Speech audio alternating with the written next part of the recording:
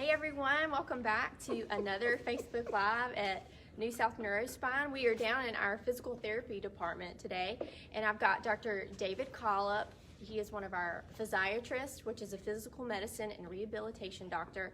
And we also have Peter Schott, who is the director of our PT here at New South Neurospine.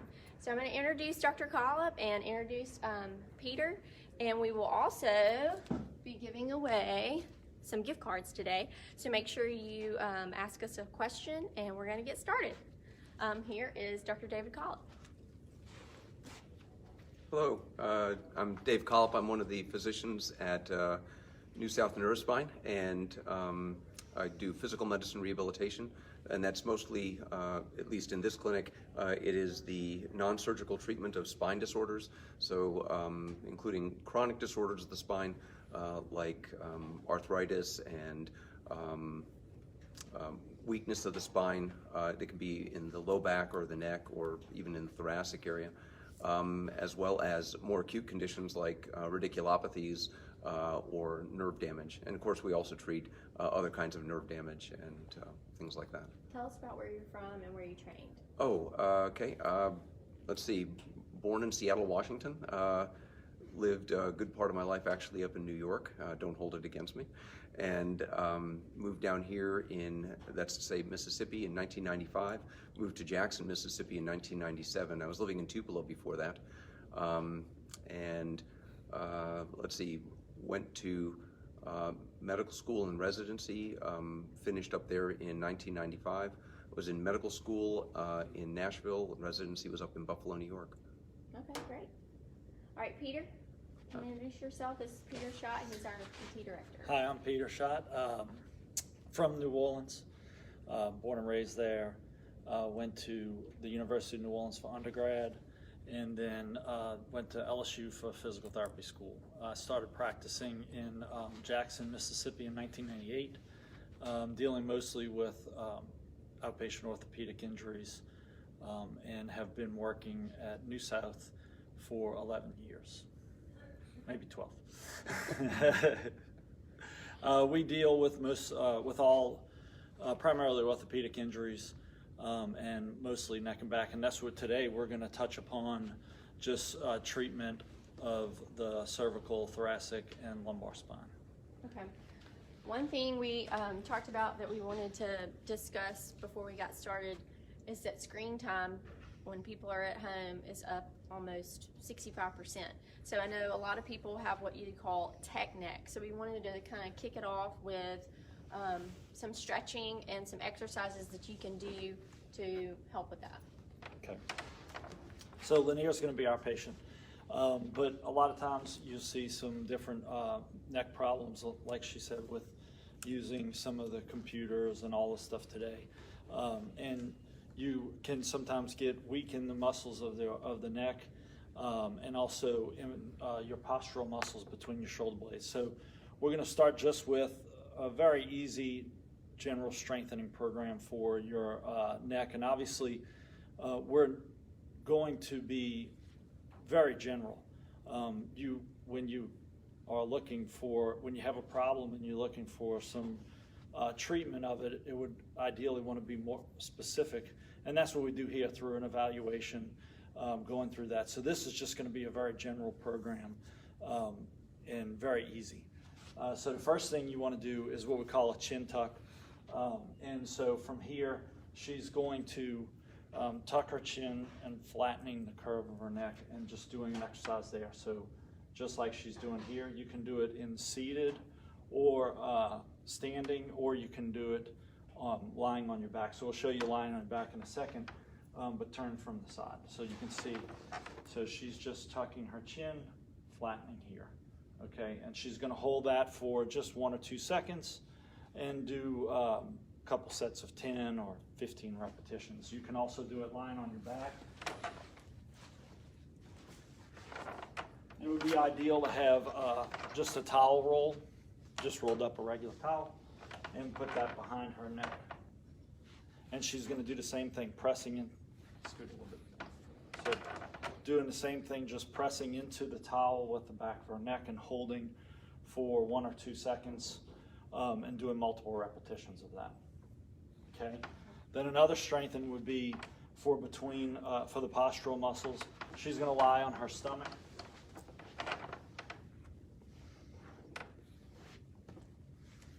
Again, you want a towel roll for her forehead, and we're going to put a pillow under her stomach just to put her in a little bit better position so she is getting rid of the curve in her low back. And she's going to start with her hands at her side, just like she is. And all she's doing is squeezing her shoulder blades together. Now, she's not putting her shoulders into her ears. She's going up and back and holding that just again for 1 or 2 seconds, down slow, and going to do multiple repetitions. Again, ideally maybe 10, do a couple of sets of that, or if you want to do 1 set of 15. And you're just trying to activate the muscles here. Okay? Okay. Just like that. And this should not hurt.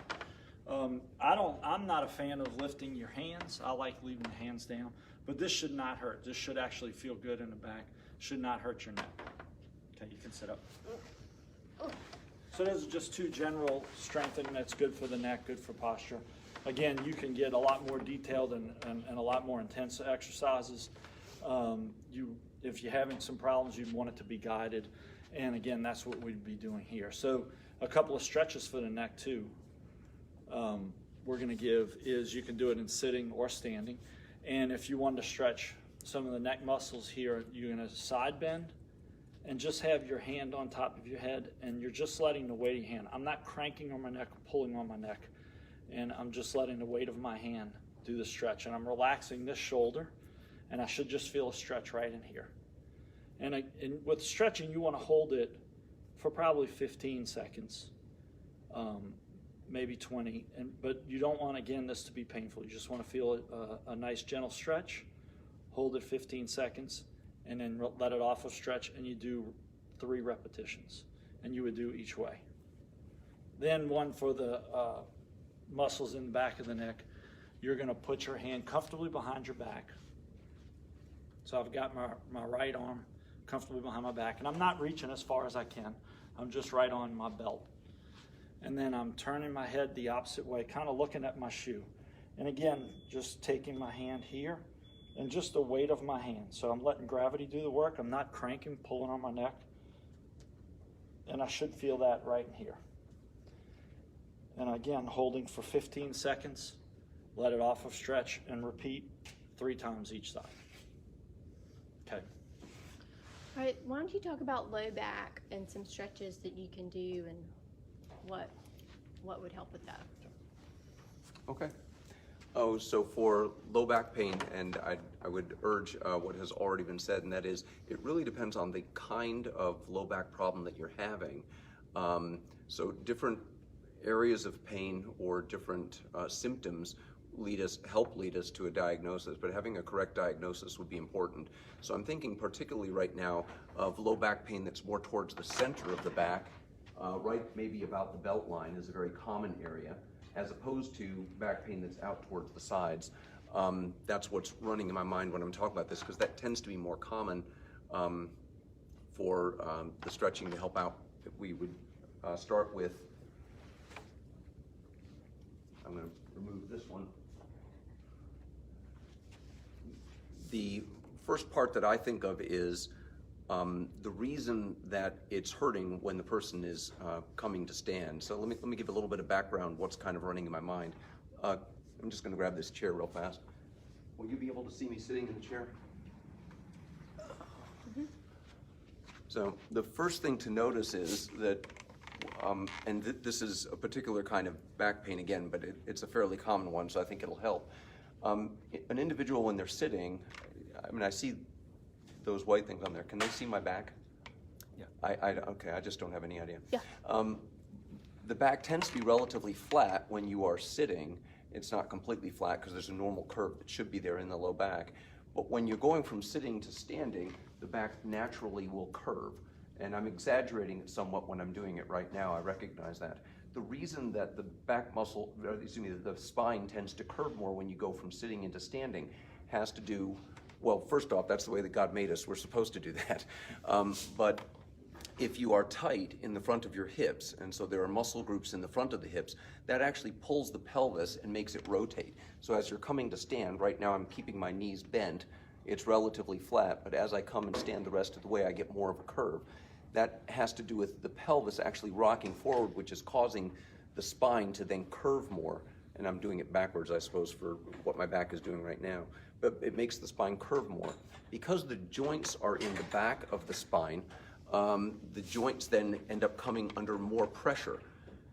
If you have arthritis in those joints, then that means arthritis basically means that the joints are getting bigger as a way of thinking about it. They're degenerating, yes, but think of it as the joints getting bigger. They're not getting smaller and turning to dust and blowing away, but instead they're getting bigger. So they're more likely to run into each other. The bones are more likely to strike each other.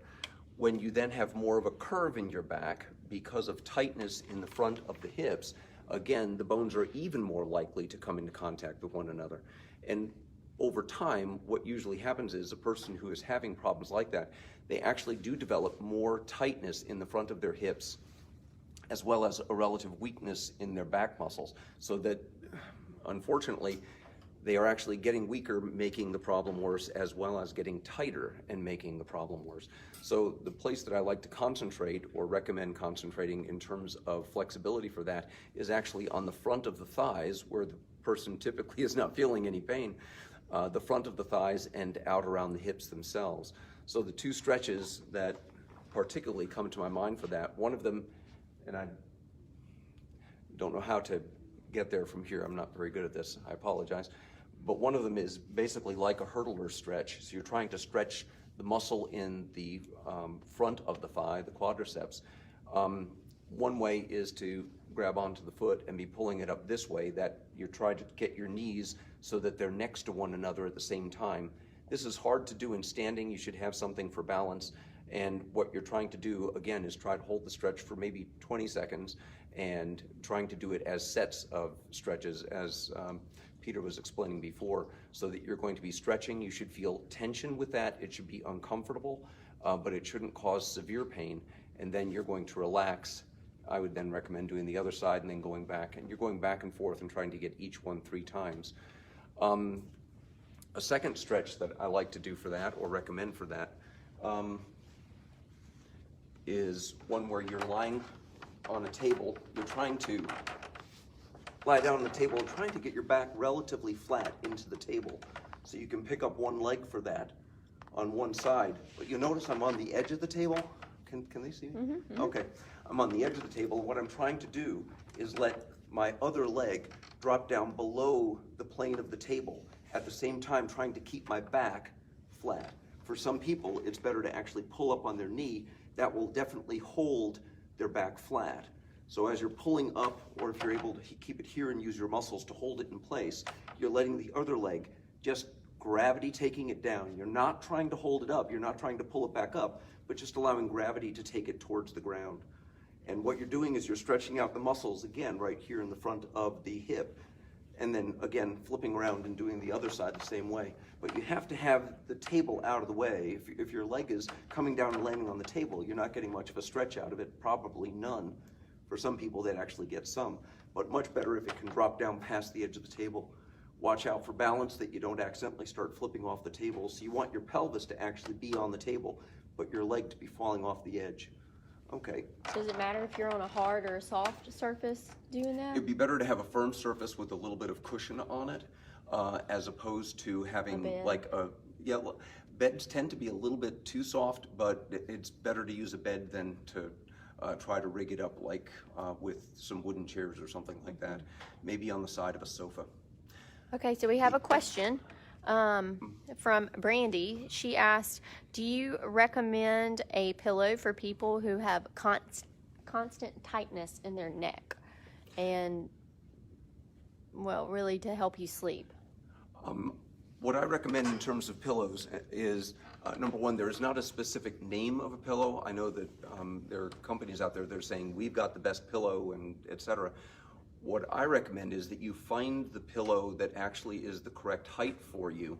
and that is comfortable for you. There are two ways of doing that. One is to go out and buy a bunch of pillows, I suppose. The other, and the one that occasionally helps, is you get an old type of pillowcase, the kind that has the zipper on it. And if you don't have one with a zipper, you could theoretically use safety pins to close it.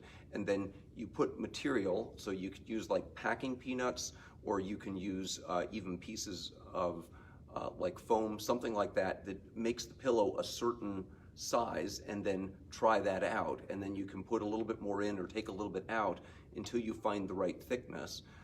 In terms of the firmness of the pillow, again, that has a lot to do with how comfortable you are when you're coming in contact with it. So some people just do better with something that's softer. What you're looking ultimately to do is so if I'm lying on this side, on my left side, what you're trying to do is make it so that your neck, when you are lying down, first off, it needs to be comfortable so that you can get a good night's sleep, but you need to have support so that the muscles in your neck can relax as much as they can relax.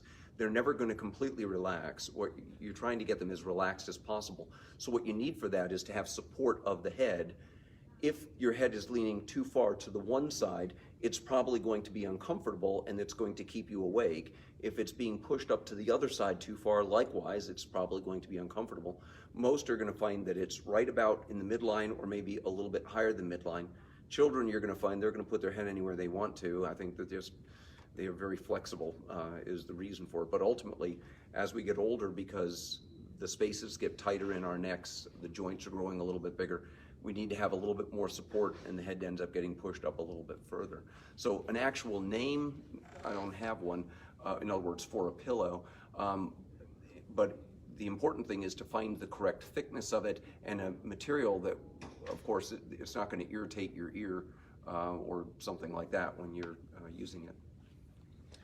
A lot of people complain about having pain underneath their shoulder blades. Mm-hmm. What is a stretch, or what do you tell people about that? Again, the first thing is to find out why the person is having pain underneath their shoulder blades, but with the assumption that it's more of a musculoskeletal condition. What I would look for is certainly flexibility, trying to get the pectoralis muscles more flexible, as well as the scalenes more flexible, so the shoulder, instead of being rounded forward like this when the person is standing, instead they're falling back, and I think you can probably see it there, that they're falling back into a more natural, well, I say natural, but for people who are here, I suppose that's natural for them, but you're trying to get away from the rounded position of the upper thoracic spine, as well as the consequent curve that then occurs in the cervical spine in order to adjust for that. So you're trying to get the shoulders back. And then for strengthening exercises, it's concentrating on the rhomboids, which was just being demonstrated here with Lanier just a few minutes ago, as well as trapezius and levator scapulae are the ones that I would talk about. And I don't know if it'd be helpful for you to show a little bit more on that. I was thinking, probably too advanced to get into reverse flies or something, but. Well, you just worry about any shoulder. You want to have your.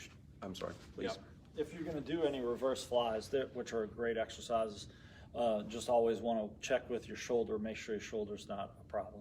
But you can come on here and here, lie on your stomach. Again, I think it's ideal to have a pillow under your stomach. Slide over to the edge. And so with this, she could have one arm off the edge. So if you're doing that at home, because it's sometimes difficult to find the correct height of a bench or a table. So if you're doing on a bed and you're just really one arm at a time coming up like this. So I don't know if y'all can see her elbow. So she's not going into extreme motion as high as she can, really just coming even with her torso. And you can hold a little weight if you have a very light weight. If not, you can hold a can. We just got a can of peas or something here to give a little resistance. Again, if you wanted to add more resistance, if you're strong enough to add more resistance, you do, but you want to make sure you're not having any shoulder pain or shoulder problems as well. Okay. Do you have any questions? What is a safe ab exercise for low back pain? Okay. So we're going to get on to the ab exercises for that as well. So it's a great question. And again, you want to make sure that you're cleared of any problems. You don't want any leg pain, things like that. Again, you're getting more specific into a treatment of a specific problem. So what I was going to do is just show kind of the foundation of the ab exercises. And then from there, you can go to different intensities, and you can do all kinds of different exercises. And really, this foundation, we call it abdominal bracing. And that's what you're doing. You're using your abs, using your low back muscles to brace your spine, to hold it in a good position as you're doing other exercises. And it specifically was designed as a stabilization exercise. And so, but I found that it's really good for pretty much any back problem, whether you're tight or you need stability. A tight person with a tight spine would need mobility, but you still need to strengthen that area. And so it's a good way just to start the foundation to protect your back as you're doing other exercises. And we're talking about, because a lot of people have multiple injuries, knee problems, hip problems, and so you don't want to do an exercise that gets your back involved when you're trying to strengthen your knee, strengthen your hip, and this protects your back. And so, I show it to people with knee problems to start off if they've got an underlying back problem to protect their back. So when you align your back here. And so you want to be in a good position. So you want actually your knees bent. And here you're keeping, with this, you're keeping your back fairly flat. Now, again, we can get more specific into this, and really you want to just do some pelvic exercises, just moving your pelvis back and forth. And she's just rocking, flattening her back, arching her back. Now, with this, again, you don't want to go to the extremes of all of it, and if you have pain going to the extremes, you want to avoid that. So what we're trying to find is what we call a neutral spine. And it's a position that's of comfort. So some people really dislike arching their back. And that, I would say a lot of people are like that. So you would want to probably avoid that. And then some people are uncomfortable flattening their back. And so you would avoid that. So you want to find that nice, comfortable position between those two extremes. Okay, so when you find that position, then you want to tighten the deep muscles in your abdominals. And so the way you do that, I think it's best if you feel it with your hands. And muscle control is very important with any exercise. So it takes practice, and you got to know what you're feeling, and continue to practice. And a lot of times some of the fundamental exercises can be a little boring. So you got to be a little patient and practice what you're learning. So the best way is you got some sharp bones of your hips right here. So you would feel a sharp bone with your hands, and then go just inside of those sharp bones, deep muscles. And what you're trying to do is contract these deep muscles. That's easier said than done. So what you're doing is you're drawing your belly button in and tightening those deep muscles. Now sometimes that's even hard for some people to do. And so sometimes a way to do it, and something that we all do a little bit, is to, if you think about when you are trying to stop the flow of urine. And so, but that's what you're doing actually. And so you're doing that, you're tightening those muscles, and you'll feel the muscles tighten into your fingers. Now, again, it takes practice. So we want to do it right, we want to do it real firm. It's not an exercise that you're straining, but at first you might be. So you might be using every other accessory muscles. Some people tense up in their necks. Some people, tense their chest when they're trying to do everything they can. And so again, practice makes perfect. So muscle control is very important. So when you tighten those muscles, you want to try to relax everything else. It doesn't come naturally for some people. So you want to also breathe. So it takes practice. So once you tighten those muscles, then start to try and relax. So you want to hold that contraction for a few seconds, try and relax, and try and breathe. Now when we breathe, we tend to use our our diaphragm, and your belly rises and falls. And so you've got to be able to control your muscles tight as you breathe. Again, it takes practice.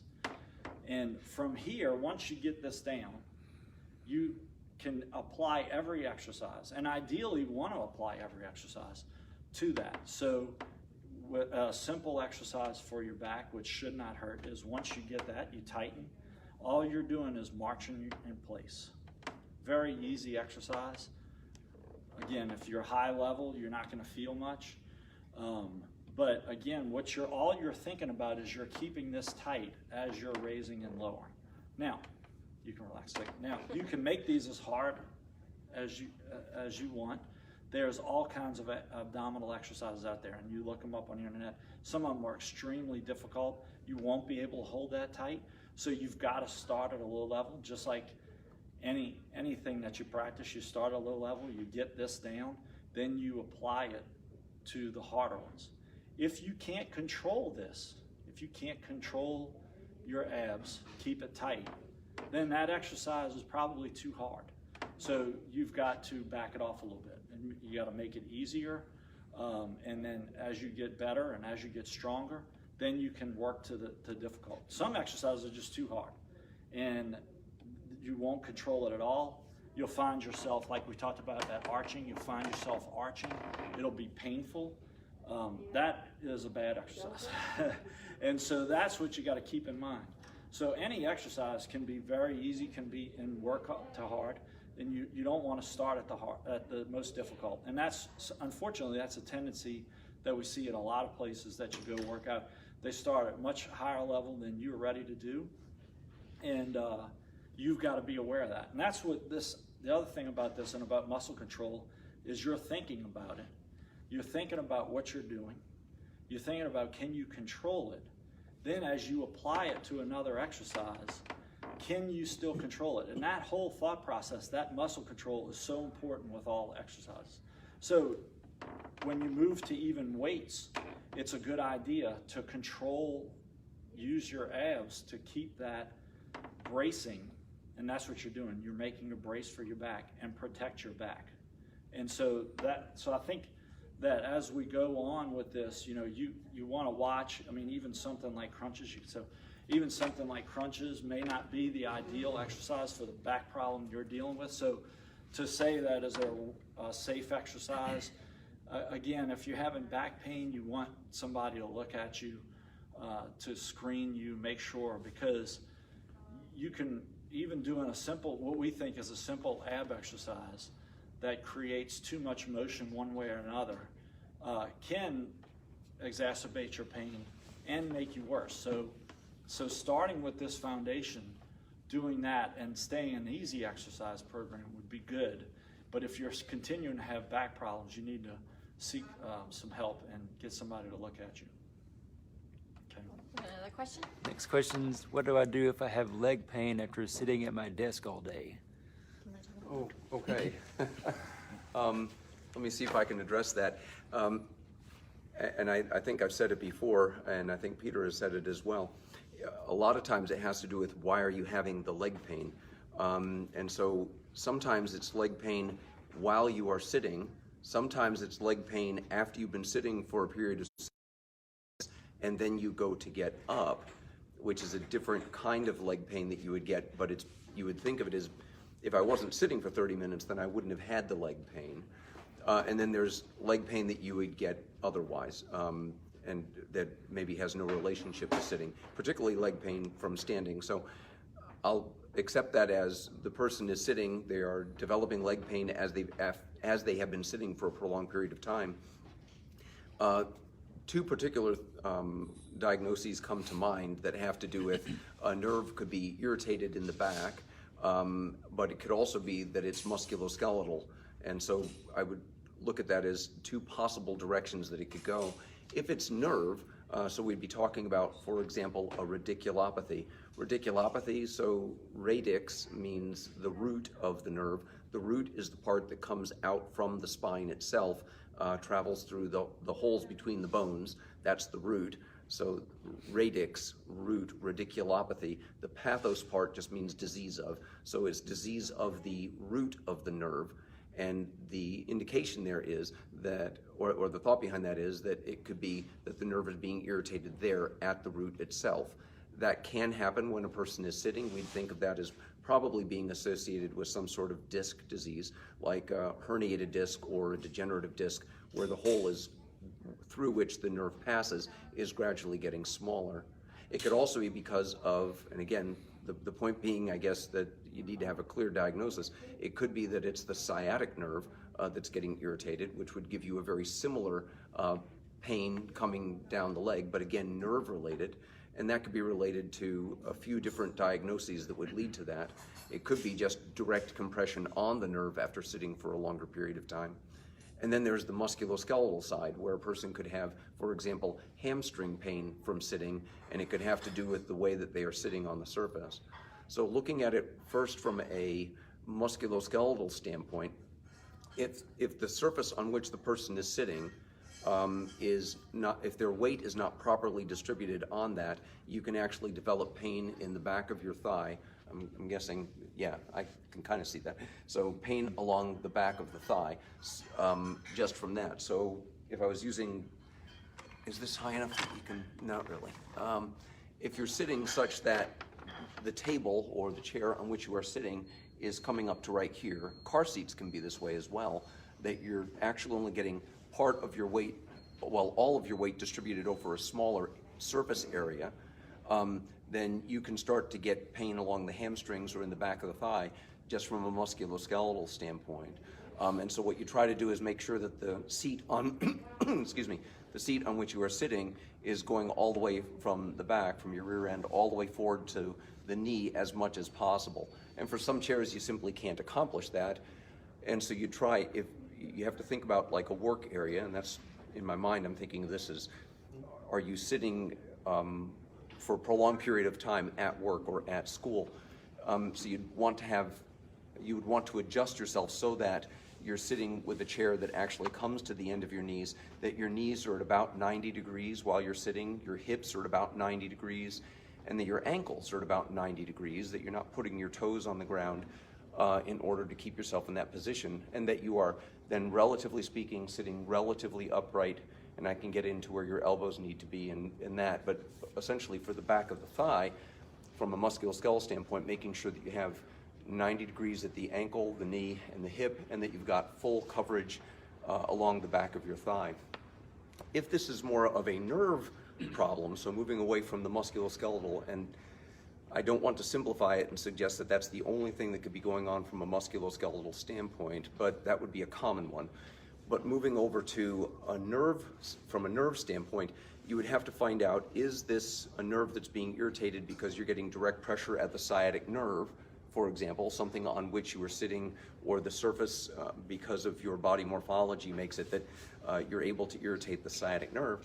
Or is it something that's coming out of a nerve root? Or is it something where there's muscular tightness around the sciatic nerve? So having a diagnosis for it is going to be important. Short of a diagnosis, I would say stretching out of the hamstrings and stretching of a muscle called the piriformis muscle would be the things that I would think of in terms of what could you do about it. But ultimately what you need to know is what is actually causing the pain in order to come up with a correct treatment. As a doctor, do you sit down all day? How do you?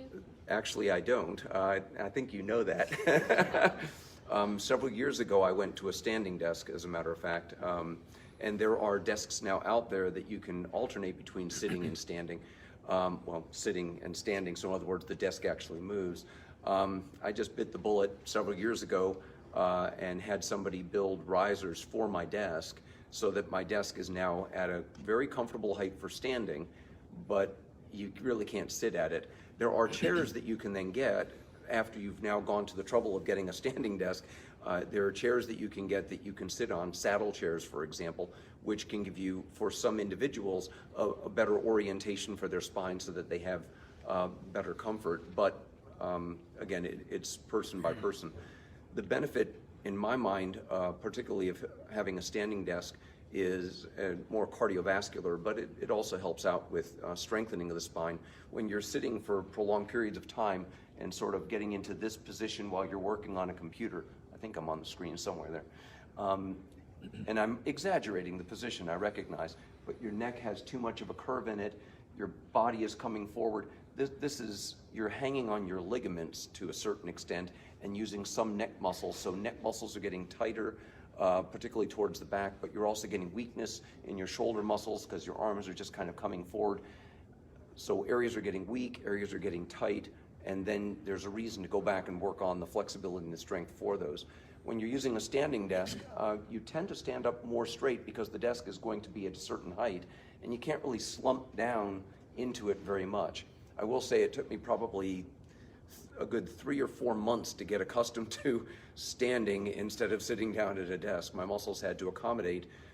It's quite a bit of a change in physical activity. Do you stand on a mat? I do. I have a shock mat. I know they're commercially available. I have one mat that I stand on. It's about this thick.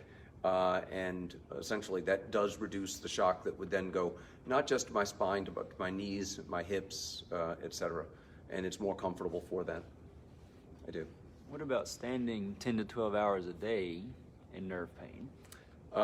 Again, there are a lot of questions. Okay, I don't want to make this overly complicated, but it does depend on why the person is having, well, the location of the pain, really the diagnosis of it. So it can be related to, for example, that curving in the spine that I was talking about before could be causing the holes through which the nerves pass coming out of the spine for those holes to then be tighter and putting more pressure then on the nerve such that you get nerve pain going down your leg from that. It's not the only possible cause, but that would be a common one that I would think of. And that would be, I recognize, standing and walking for a major part of the day. Mm-hmm. Tell our viewers a little bit about what New South Neurospine is doing with telemedicine. Oh, telemedicine. So we are grateful for the opportunity actually to be able to have some patients being evaluated with telemedicine. From a physical medicine and rehabilitation standpoint, that's mostly for follow-ups. It's very difficult to try. I have not yet seen a new patient with telemedicine, is probably the better way to say it. I would have difficulty coming to a diagnosis without actually checking strength, checking reflexes, checking ranges of motion of muscle groups and things like that. That's all part and parcel of arriving at a diagnosis for me. And so I'm, from a new patient standpoint, I would want to see the person. But from a follow-up standpoint, we are actively seeing patients with telemedicine, individuals who are relatively stable, who don't have an emergent change in their condition, who are, for example, being evaluated after they've had physical therapy or after they have been under some sort of a medication treatment for a period of time. And we are actively doing that. Yeah. Grayson wants to know, do you recommend exercise bands for rehab therapy, and are they beneficial? Yes, exercise bands or TheraBands is what I think of them as, but they can be beneficial. Peter was explaining before, and explaining very well, each individual is going to come into a therapy setting or just a workout setting. Let's say they don't have a medical condition, they just want to get stronger. You're coming to that with whatever your strength already is, or whatever your weakness or your diagnosis already is. And so for some of those individuals, they really ought to start off with something like a TheraBand, and TheraBands come in different colors that have different levels of resistance, and then work into possibly using weights. TheraBands are very versatile because they can be, I mean, you can hold it underneath your foot in order to do arm curls, or you can attach them to a doorknob and you can be working on your rotator cuff by bringing your arm out or bringing it in, as the case may be. Or for that matter, just like doing front raises, something like that. So they're very versatile, easy to use, but they are lower level than, for example, lifting weights. But as Peter was explaining before, posture is very important for these, and you'll hear that from weightlifters all the time. They're not looking to, when they're younger, I would argue, they're looking to go out and see how much weight they can lift because they're looking to see what everybody else in the gym is lifting.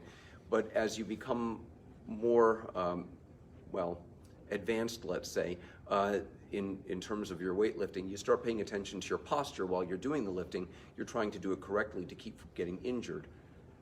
Along with that, it has to do, again, with what Peter was explaining. If you start off with muscle groups that are very weak, and then you try to advance to something that requires more than just that muscle group, but instead you have to use other muscle groups in order to accomplish the physical thing that you're trying to do during that exercise, then you're no longer targeting the muscles that need to be strengthened first. So you have to start at a certain level and then gradually build from there. Other individuals, they're like trained athletes or what have you, they frequently don't need as much of that, although I've seen athletes that actually, in spite of being very physical and working out with weights regularly, etc., that had very poor abdominal tone and could not stabilize their low back in spite of actively participating with gymnastics or football. So it's like that. One of the things is that the first several weeks, people would say 12 weeks of a strengthening program, has a lot to do with just getting muscles to fire at the correct time. So we talk about coordinated firing of muscles as opposed to the muscles actually hypertrophying and becoming larger in that way. So the strength gains that are made early on in therapy actually have to do with teaching the muscle how to fire correctly and the neural impulses that are coming out of the brain to get the muscle to actually respond the way that it should respond as a muscle, with part of the muscle responding, then a little bit more of the muscle, then a little bit more of the muscle, until you have the full muscle response, as opposed to simply the full muscle responding and then other muscles coming in and helping with that physical activity. It's probably a long, wordy answer, but anyway. Heidi Knoll says her mom has been sitting sewing masks for the medical community for many hours a day, and she's now having extreme hip pain. What could this be, and what do you suggest she could do at home to make it better? Okay, the most important thing I should say first is thank you, Heidi's mom. We are very grateful for providing us with masks and taking care of the medical community in that way. The question, however, it does depend a lot on the location of the pain. So if the pain is out towards the side, then I'd be thinking towards maybe like, and again, assuming it's musculoskeletal because there are other causes, but it could be along the side. I'd be thinking maybe towards the iliotibial band. If it's more towards the back, then I'd say the muscles that are, again, providing for pelvic stability, and there are several that come in right through here. We always think of piriformis, but there are others that are there. So I would think of it as being probably more musculoskeletal and have to do with the muscles, because they have been, even though she is sitting for long periods of time, the muscles are still there stabilizing her pelvis and stabilizing her back while she's doing the activity. So those muscles are very active, and because they're being used in a static position as opposed to one that's more dynamic, so static meaning holding it in one place as opposed to dynamic being with movement associated with it, that static holding is actually very hard on muscles. And so it makes sense that she would start to develop musculoskeletal pain there. The thing that I would look to do, assuming it's musculoskeletal, I would look to identify the muscles that are actually tight that way, work to gradually stretch them out over a period of several sessions of stretching, I'll just put it that way, and then after the flexibility is mostly returned, then to go back and actually work to strengthen those muscles, and at the same time trying to, this is difficult, trying to maintain activity. You don't want your activity level to drop during that time, because then you actually start becoming weaker because your activity level has dropped. But ultimately, think of it as the muscles are complaining because they're being overworked, and they become tight and they become weak because they're working the same way for such a long period of time. Oh, okay. Why don't you say that? Okay. She was holding it up, but now she'll read it to you. Okay, we have some gift card winners, and I will be happy to put these in the mail to you, to Mary Preston Hayes Deverly and Nathan Smith. So thank you all for tuning in today. Thank you to Peter and Dr. Collipp. If you need us, you can request a telemedicine visit on our website at ns2.md, or you can call our main number at 877-554-4257. Thanks for tuning in.